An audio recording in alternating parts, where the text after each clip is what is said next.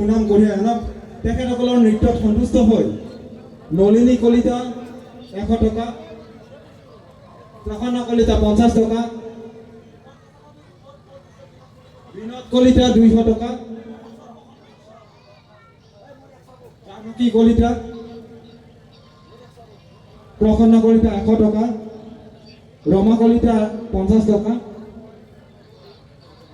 গৌতম পাটোৱাৰী 100 টকা,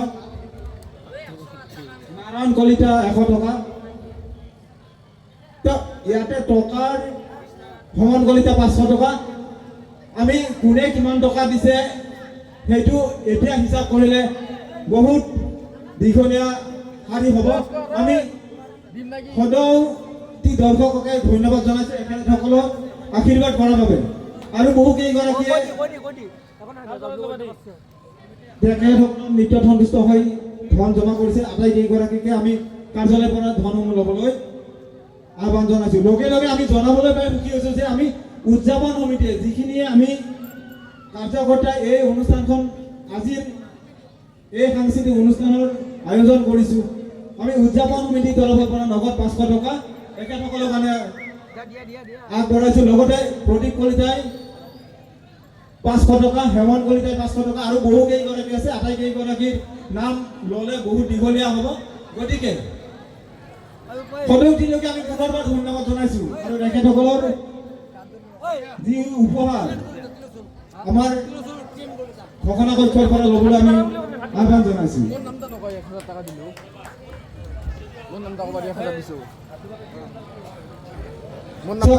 আমাৰ মাজত এজন অতি সাংস্কৃতিক পূজাৰী বয়োজ্যেষ্ঠ ব্যক্তি আৰম্ভণিৰ পৰা আমি দেখিছোঁ তেখেত মঞ্চৰ সন্মুখত একেথৰে নিথৰ হৈ এই সাংস্কৃতিক অনুষ্ঠান উপভোগ কৰি আছে।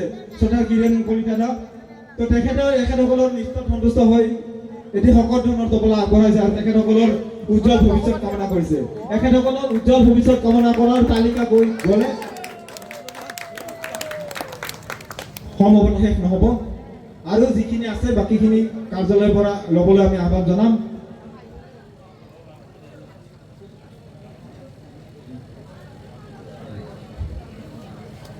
আৰু বহু কেইগৰাকীয়ে কৈ আছে। আমি এখেতসকলৰ যি সাৱলীল নৃত্য সঁচাই বাকৰুদ্ধ কৰিবলগীয়া, সঁচাই অন্তৰ চুই যোৱা। আমি আশা ৰাখিছোঁ এখেতসকলৰ প্ৰচেষ্টা ইয়াতকৈ ভাল হওক, গাঁৱৰ পৰা অন্য ঠাইলৈ তেওঁলোকৰ যাত্ৰা আগবঢ়াই নিয়ক। বাবলু কলিতাই নগদ 1000 টকা আগবঢ়াইছিল। তো এখেতসকলৰ প্ৰচেষ্টাক আমি পুনৰবাৰ ধন্যবাদ জনাইছোঁ আৰু পৰৱৰ্তী কাৰ্যসূচীলৈ আগবাঢ়িছোঁ। তো এখেতসকলে আমি উদযাপন সমিতিৰ আমিও গৌৰৱান্বিত যে আমাৰ উদযাপন সমিতিত এনেধৰণৰ কাৰ্যকৰ্তাক লৈ আমি এই অনুষ্ঠানখন উদযাপন কৰিবলৈ সক্ষম হৈছিলোঁ। আশা ৰাখিছোঁ অনাগত দিনত এখেতসকলৰ যি প্ৰচেষ্টা, আপোনালোকৰ যি সহায় সহযোগিতা ইয়াতকৈ আৰু ভাল হ'ব তাকে কামনা কৰিছোঁ।